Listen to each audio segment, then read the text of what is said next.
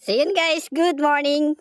Okay, so for today's video guys ay tuturo natin at i-share natin yung kung paano makapag-share location or paano natin mai-edit yung location na kahit nasa bahay ka lang. So una guys, pupunta tayo sa Play Store at isa-search po natin yung Fake GPS. So yan guys, nakikita po natin sa screen po natin.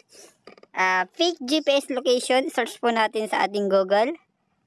Install po natin yan. After natin pong ma-install, open natin.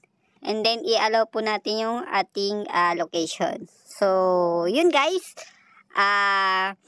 Bago po natin magamit kasi si Fake GPS, kailangan po muna nating i-open yung ating developer option. So, paano ba natin makikita o saan ba natin makikita si developer option? Una guys, pupunta po na tayo sa ating settings. Okay? About device. Hanapin natin yung about device. Yan. And then, pupunta tayo sa ating version.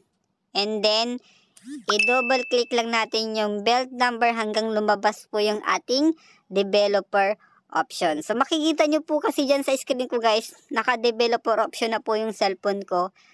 Ayan. So, i-click nyo lang po yan hanggang may lumabas. May mag-pop up na your developer option. Ganyan. Okay. So, after natin ibabak lang po natin. And then, hanapin po natin yung additional settings. Kasi doon po nakalagay yung ating developer option. Nasa baba po yun guys. Ayan po. Developer options. So, yun. I-click po natin yan. And then, ang gagawin po natin ngayon ay hahanapin natin yung location sa baba. Okay? Ngayon, pag nahanap na po natin yung location ng ating phone, so scroll up lang po natin yan. Hanapin natin guys. Ayan po. Select Move Location App. So, yan guys. I-click lang natin yung Fake GPS. And then, i-back na po natin after po nating maklik. Okay? Ngayon guys, pupunta na tayo sa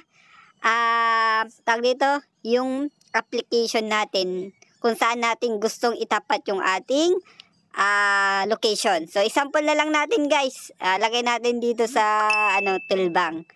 So, i-check natin kung lalabas ba talaga siya doon sa mapa natin, kung tama ba yung location na nilagay natin. Okay? Ngayon, pupunta tayo ngayon sa map. Check natin guys.